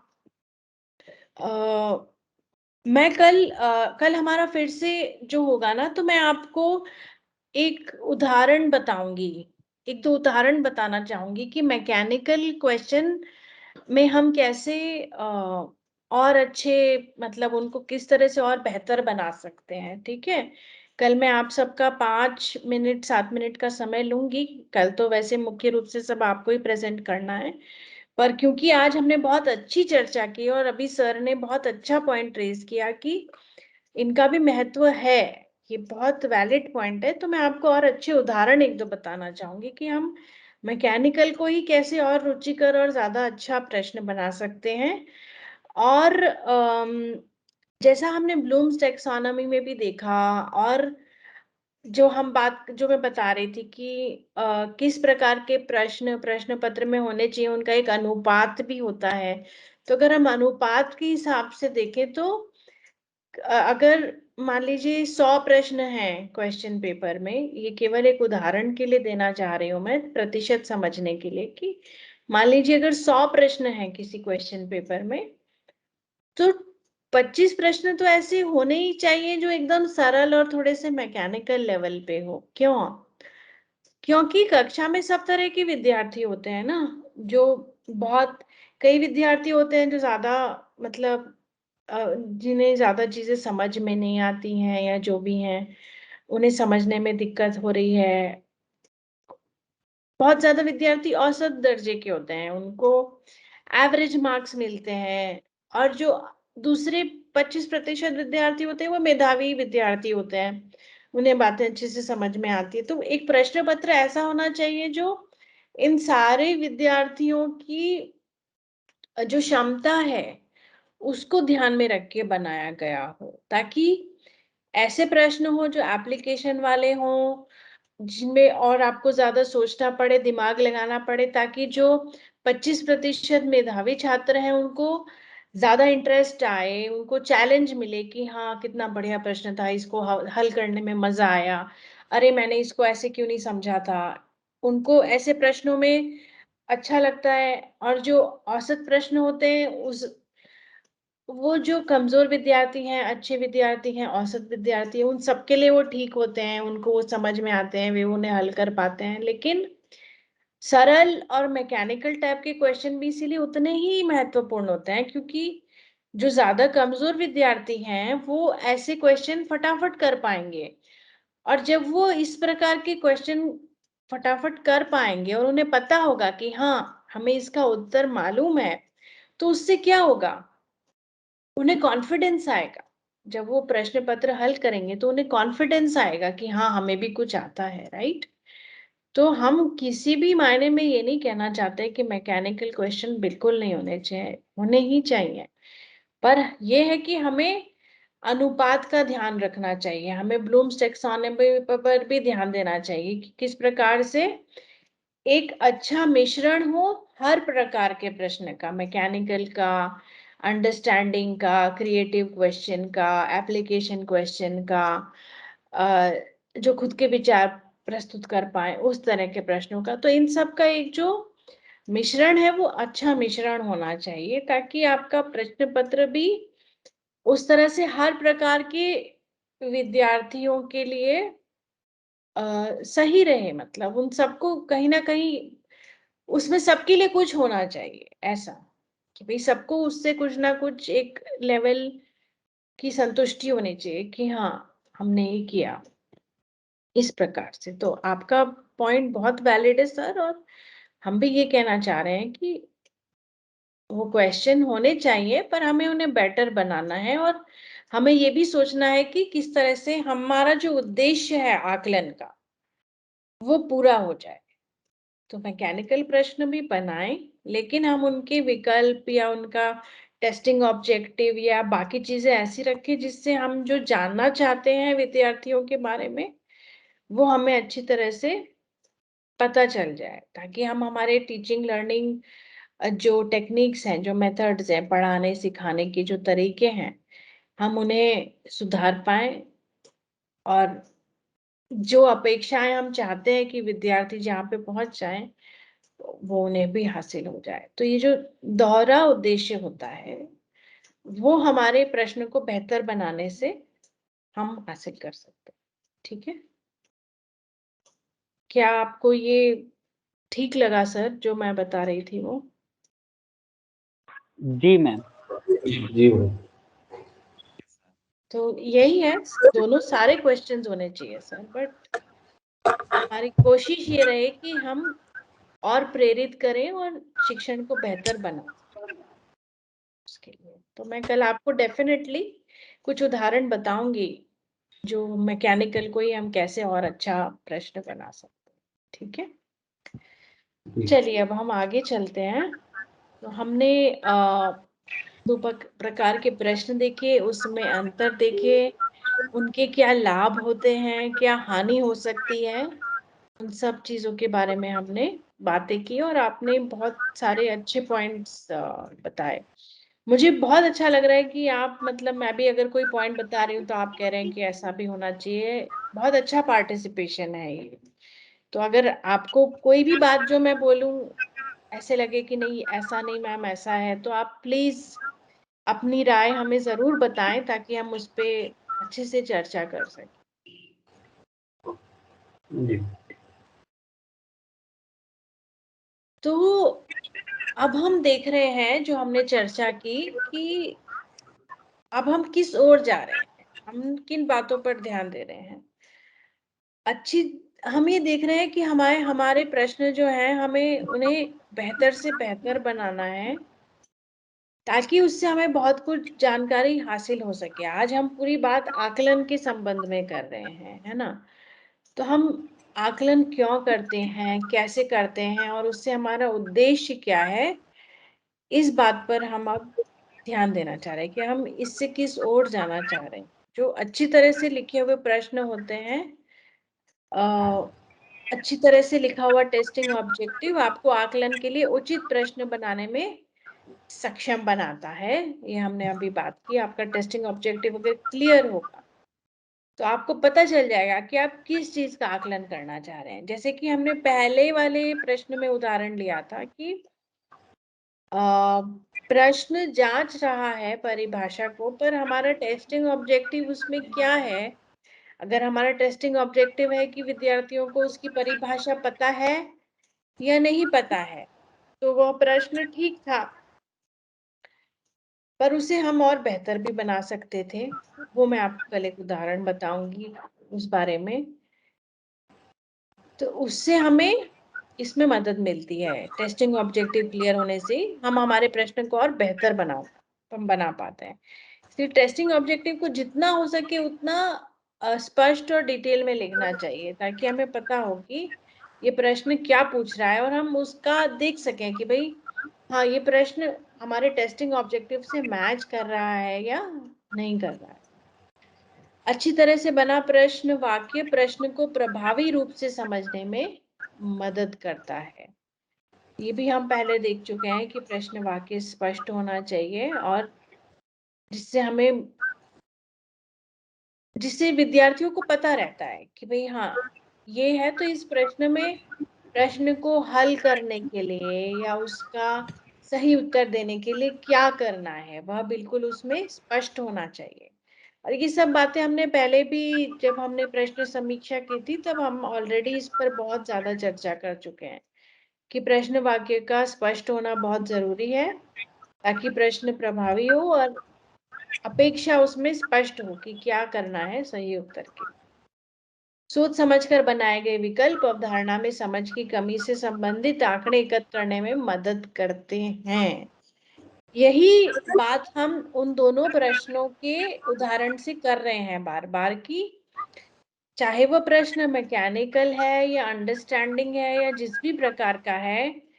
अगर वह मल्टीपल चॉइस क्वेश्चन यानी कि बहुविकल्पीय प्रश्न है तो हमें इस बात पर बहुत ज्यादा ध्यान देना है कि उसके विकल्प बहुत अच्छे हो, क्योंकि गलत विकल्प जो होते हैं, अगर छात्र विद्यार्थी गलत विकल्प चुनते हैं तो उससे हमें मदद मिलती है ये समझने में कि वो क्या सोच रहे हैं, उनकी सोचने में क्या गलती हो रही है, उनसे क्या हो रहा है, और उससे हमें पता चलता है कि उनको और बेहतर तरीके से सिखाने के लिए हमें क्या करना है। तो उससे हमें हमारे शिक्षण के तरीकों को सुधारने में मदद मिलती है। जब गलत विकल्प इस तरह से बनाए जाते हैं तो उससे हमें हमारे शिक्षण के तरीकों को सुधारने में मदद मिलती है, और हमें ये भी पता चलता है कि वे कहाँ पे गलती कर रहे हैं। इसीलिए गलत जो मल्टीपल चॉइस क्वेश्चन होते हैं उनके लिए ये बहुत बार कहा जाता है कि उनको बनाना एक बहुत बड़ी स्किल है, एक कौशल है। मल्टीपल चॉइस क्वेश्चन बनाना, बहुविकल्पीय प्रश्न बनाना अपने आप में एक बहुत बहुत मतलब कठिन तो मैं क्या बोलूं, ऐसा कौशल है जिसके बहुत ज्यादा अभ्यास की आवश्यकता है। और ये बात आप सब लोग अब वैसे भी बहुत अच्छे से समझ गए होंगे, क्योंकि आप बहुत समय से ये प्रश्न बनाते आ रहे हैं अब, और आपको पता चल रहा होगा जो हम टिप्पणी देते हैं, कमेंट देते हैं, फीडबैक, उससे कि किस तरह से इनके गलत विकल्प बनाना भी उतना ही महत्वपूर्ण होता है जितना कि सही उत्तर का लिखना, है ना। तो ये बात बहुत महत्वपूर्ण है कि अब हम यहाँ से हमने जितना सीख लिया है तो हम इस बात को बहुत ध्यान में रखें आप, कि हमें जो गलत विकल्प है उन्हें इस तरह से और प्रभावी बनाना है। और आज जितने भी आपने कमेंट्स दिए हैं उससे मेरे को काफी कॉन्फिडेंस आ गया है कि अब आप लोग काफी सक्षम हो गए हैं विकल्पों पे विचार करने और उन्हें और बेहतर तरीके से बनाने में। आखिरी एक पॉइंट है, आयु उपयुक्त प्रश्न प्रभावी आकलन सुनिश्चित करते हैं। हाँ, आयु उपयुक्त प्रश्न होना चाहिए, जैसे कि आप सबने दूसरे प्रश्न में कमेंट किया था कि 7th या 8th या 9th के लिए वो क्वेश्चन ठीक है। यह बात भी बहुत महत्वपूर्ण है। अगर हम वही प्रश्न मान लीजिए बहुत कम कक्षा में, मतलब नीचे वाली कक्षा में दे, मान लीजिए कक्षा 4 या 5 में दे दें, तो उससे क्या होगा, अगर हम उस तरह का श्रुति सम भिन्नार्थक शब्द निचली कक्षा या उससे बहुत आगे की कक्षा में देंगे तो उससे क्या होगा, आप बता सकते हैं मुझे? बच्चा समझ नहीं पाएगा और मतलब वैसे प्रश्नों के उत्तर देने में वो सक्षम नहीं हो पाएगा। फिर उससे क्या होगा? डिप्रेशन में जा सकता है बच्चा। हाँ बिल्कुल, वो तो हो ही सकता है सर, पर मैं ये जानना चाह रही हूँ कि मान लीजिए बच्चे उत्तर नहीं दे पाए, ठीक है, अब वे उत्तर नहीं दे पाए उसका, तो हमें उससे क्या हम उसका क्या निष्कर्ष निकालेंगे शिक्षक के तौर पर?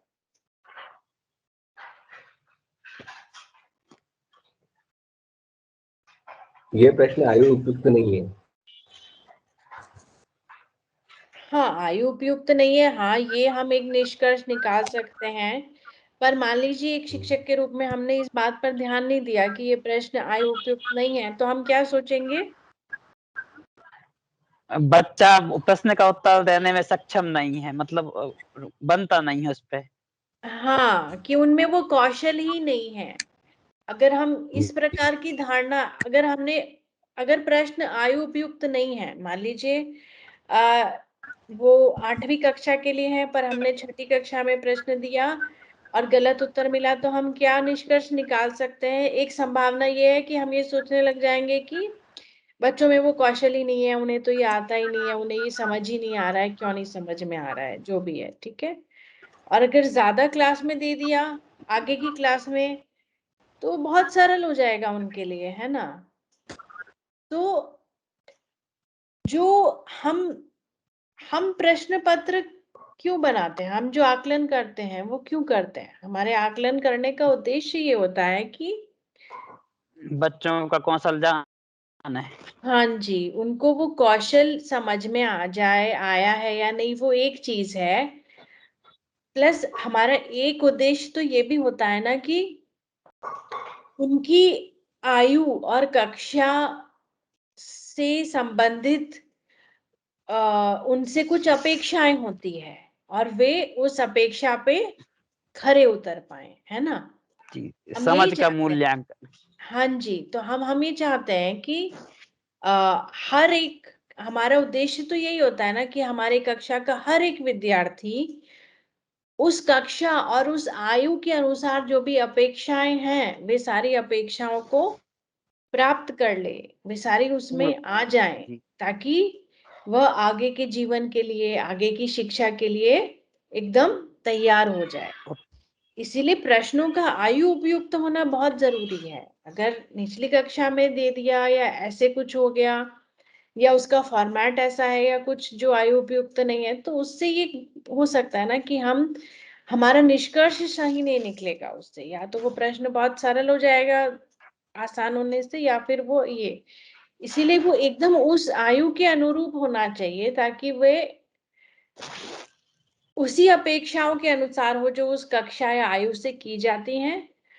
उससे ही विद्यार्थियों को मदद मिलेगी ये समझने में कि उनको और आगे क्या करने की आवश्यकता है, क्या सुधारने की आवश्यकता है और क्या नहीं है, ताकि हम जो निष्कर्ष निकालें परिणाम से, वे निष्कर्ष तभी सही होंगे जब प्रश्न आयु उपयुक्त होंगे। इसीलिए जैसे आप लोग बता रहे थे कि वो प्रश्न कक्षा 7-8 के लिए ठीक है, 9वीं 10वीं में वो नहीं होना चाहिए। तब बच्चे इस प्रकार के शब्द समझते हैं, इस प्रकार के प्रयोग को समझ पाते हैं इस अनुसार से, ठीक है? तो अभी जो भी हमने बातें, जिन पे हमने चर्चा की, वे सभी बातें यह सुनिश्चित करती हैं कि आकलन प्रभावी रूप से हो सके। इससे बच्चों के कमजोर कौशलों और अवधारणाओं को बेहतर बनाने में शिक्षकों को मदद मिलती है। वही बात जो मैं अभी बता रही थी कि जब प्रश्न पत्र, सॉरी कुछ गड़बड़ हुई क्या? क्या आप मेरी स्क्रीन देख पा रहे हैं? हाँ, आपकी नहीं, स्क्रीन देख। ओके देख रहे हैं मैम। ओके ओके, मैंने कहीं पे क्लिक कर दिया, मुझे ही स्क्रीन नहीं दिख रही है। एक मिनट, मैं ना फिर से शेयर करती हूँ।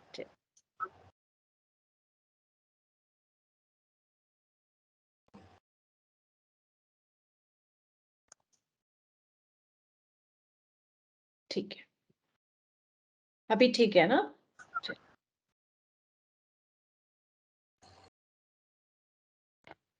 हाँ, तो हमने इसी बारे में बात की कि हम अब इस दिशा में जा रहे हैं कि हम अच्छे से अच्छे प्रश्न बनाएं आकलन के लिए, और उसके लिए टेस्टिंग ऑब्जेक्टिव का सही होना, प्रश्न वाक्य का सही होना, विकल्पों का बहुत सोच समझ कर बनाया जाना, और प्रश्न का आयु उपयुक्त होना बहुत आवश्यक है, क्योंकि इसी से हमें पता चलेगा कि बच्चों की कमजोर कौशल क्या है, कौन सी अवधारणाएं हैं जो उन्हें ठीक से समझ में नहीं आई है, और उन्हें सुधारने के लिए हमें क्या करना है।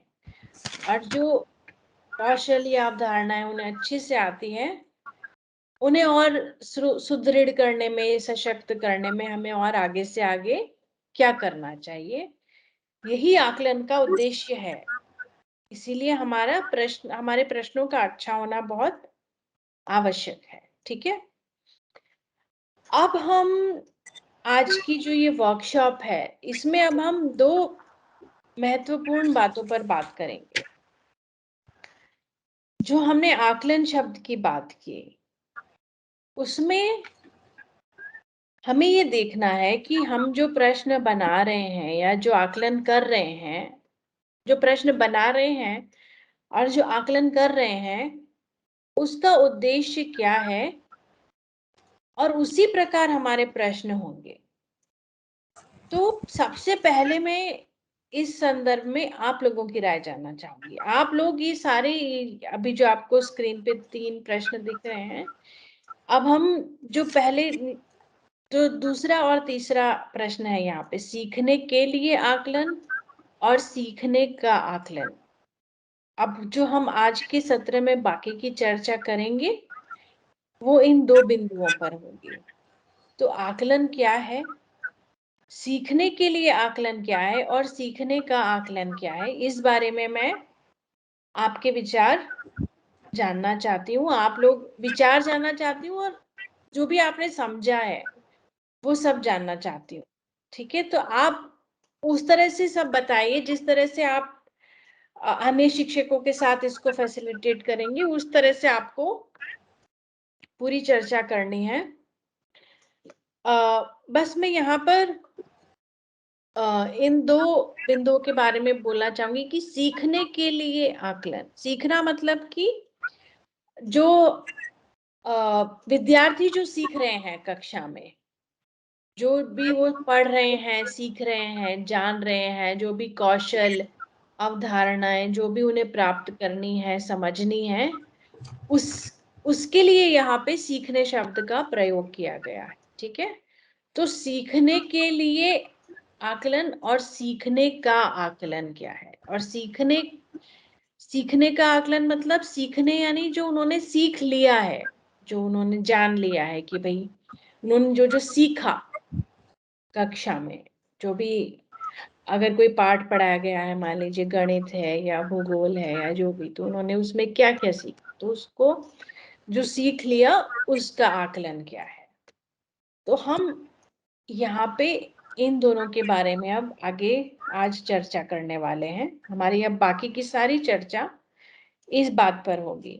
तो हमने शुरुआत इस बात से की थी कि अब तक हमने सारे वर्कशॉप्स में क्या सीखा है, किस प्रकार के प्रश्न हम बनाते हैं, प्रश्नों में जो हम अलग अलग तरह के प्रश्न बनाते हैं उनमें क्या अंतर होते हैं, कौन से उनके गुण होते हैं, प्रश्नों के क्या विशेषताएं होती हैं, उनको बेहतर बनाने के लिए क्या किया जा सकता है, उन्हें बेहतर क्यों बनाना है, अच्छे प्रश्नों का आकलन में अच्छे प्रश्नों की क्या भूमिका है।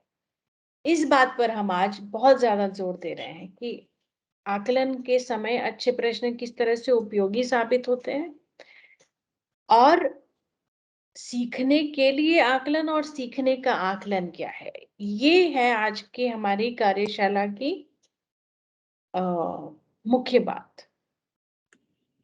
आकलन में प्रश्नों का महत्व, उनकी भूमिका, सीखने के लिए आकलन और सीखने का आकलन क्या है, इन तीन मुख्य बातों पर हमारी पूरी अच्छी समझ हो जानी चाहिए आज की कार्यशाला के आज के दिन के बाद। ठीक है, तो चलिए हम शुरू करते हैं। सबसे पहले धीरज सर आप आना चाहेंगे?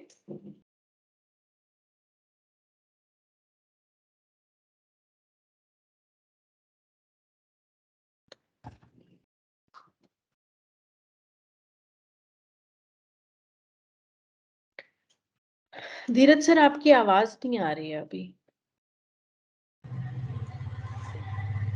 जी मैम, अब आवाज आ रही है? हाँ जी, अब आ रही है सर, बताइए, सारी बातें बताइएगा आप। आकलन आपके अनुसार आकलन क्या है और बाकी तो ठीक है।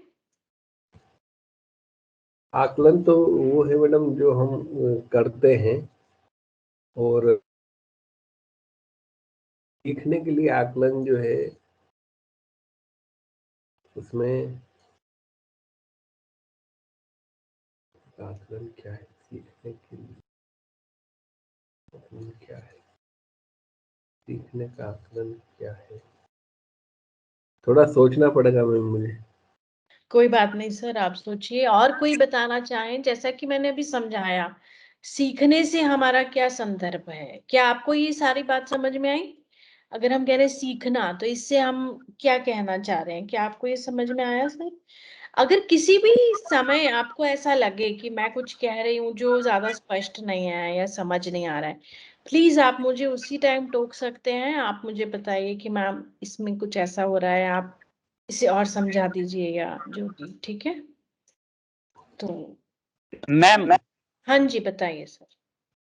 आकलन में हम मतलब क्या कहते हैं, बच्चे को देखते हैं कि बच्चा के कौशल क्या है, मतलब पूरी क्लास के बच्चों को हम आकलन करते हैं कौन बच्चा कैसा है, और उस मतलब उस आधार पर हम बच्चों को, विद्यार्थियों को पढ़ाते हैं, वो आकलन कहलाता है। ठीक है, मतलब उनकी कैपेसिटी देखकर या उनकी बुद्धि लब्धि देखकर उस आधार पे जो हमारा शिक्षण होता है वो हम करते हैं, वो आकलन कहलाता है। मतलब आकलन से फायदा होता है कि हम अपनी जो शिक्षा व्यवस्था में परिवर्तन कर सकते हैं। मतलब बच्चों और विद्यार्थियों के अनुसार अपनी शिक्षण व्यवस्था कर सकते हैं।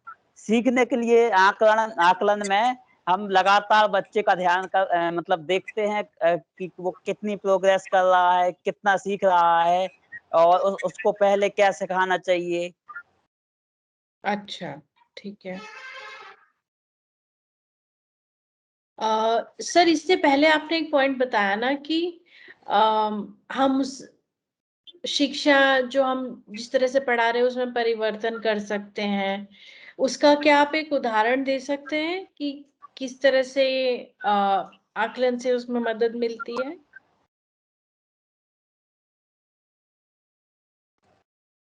हाँ, मतलब मदद इस प्रकार मिलती है कि यदि विद्यार्थी नहीं सीख पा रहा है तो फिर उसकी शिक्षा व्यवस्था अपनी शिक्षा व्यवस्था में हम सुधार कर सकते हैं, मतलब और परिवर्तन कर सकते हैं। ठीक है, तो आप ये कहना चाह रहे हैं कि जब वो नहीं समझ, मान लीजिए आपको लग रहा है कि आपने ये पढ़ाया पर उन्हें समझ में नहीं आया, आपने कुछ आकलन किया है ना, हाँ फिर आपको पता जी, चला कि अरे उन्हें तो ये समझ में नहीं आया है, नहीं आए तो अब हमें क्या करना है ताकि उन्हें तो ये हम समझ में आए? यही मतलब हम बताना। अपनी शिक्षा व्यवस्था विधि, हाँ शिक्षण हम्म, विधि में सुधार कर या परिवर्तन कर, परिवर्तन ला सकते हैं। ठीक है। हाँ परिवर्तन ला के उनको सिखाने का प्रयास करते हैं। उस मतलब बच्चे से प्रश्न पूछ कर उसकी हम बुद्धि लब्धि का आकलन करते हैं और उसके आधार पर अपनी शिक्षण व्यवस्था में परिवर्तन करते हैं। ठीक है, बहुत अच्छा पॉइंट बताया सर आपने कि आप ऐसे आकलन करते रहेंगे तो ही आपको पता चलेगा कि क्या परिवर्तन लाने की आवश्यकता है या नहीं है। ठीक है, अच्छा पॉइंट है सर ये। और कोई बात सर आप शेयर करना चाहें? नहीं मैं ठीक है। अ, Mahendra sir, Kuldeep sir, sorry Kamaldeep sir, आप कुछ बताना चाहेंगे?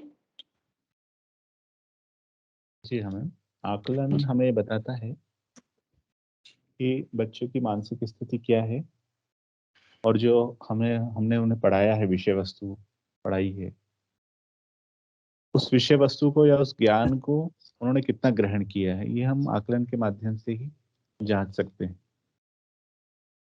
सीखने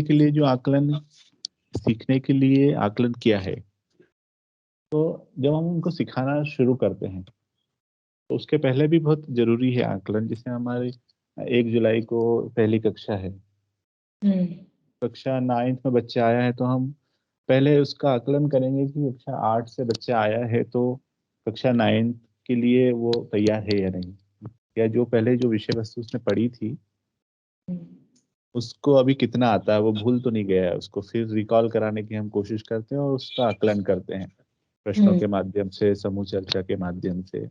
जब हम ये तय कर लेते हैं कि हाँ कक्षा 8 की सारी विषय वस्तु हिंदी कक्षा की उसको आती है, रस आता है, तो फिर उससे संबंधित हम उसका अगला हम शुरू करते हैं। तो ये सीखने के लिए आकलन है कि बच्चा आगे क्या सीखने वाला है और पूरा पूर्व ज्ञान उसको क्या है।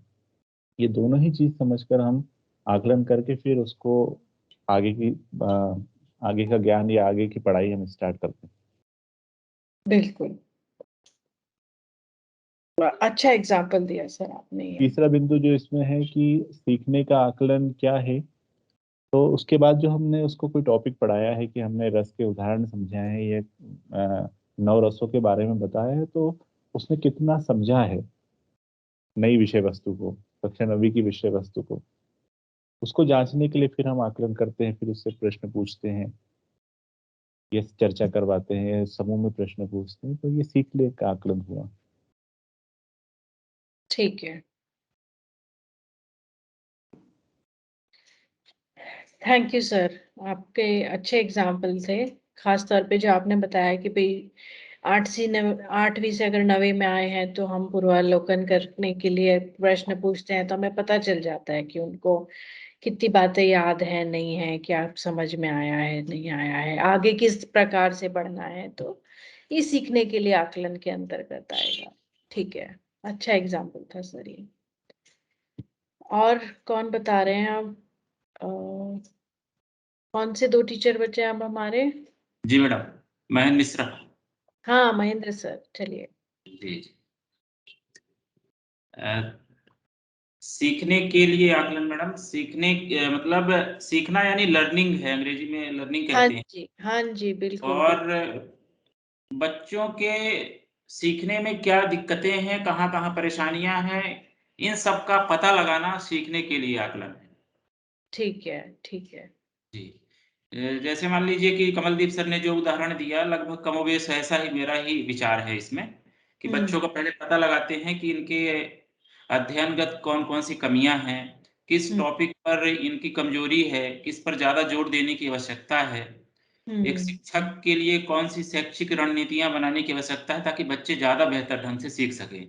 ये सीखने के लिए आकलन है।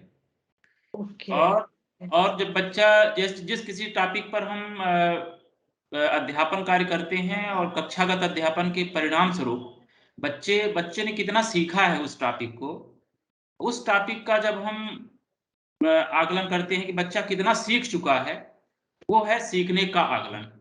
जी जी जी। बिल्कुल, बहुत अच्छे से आपने ये अंतर समझाया। जी। तो धीरज सर, अब आप कुछ बताना चाहेंगे? आप अगर कुछ पॉइंट रिपीट भी करेंगे कोई दिक्कत नहीं है, ठीक है? जी मैम, तो मैंने समझा है कि आकलन तो जैसे मैडम सामान्य रूप में आकलन अपन बच्चों का करते वही आकलन है। सीखने के लिए आकलन से मतलब है कि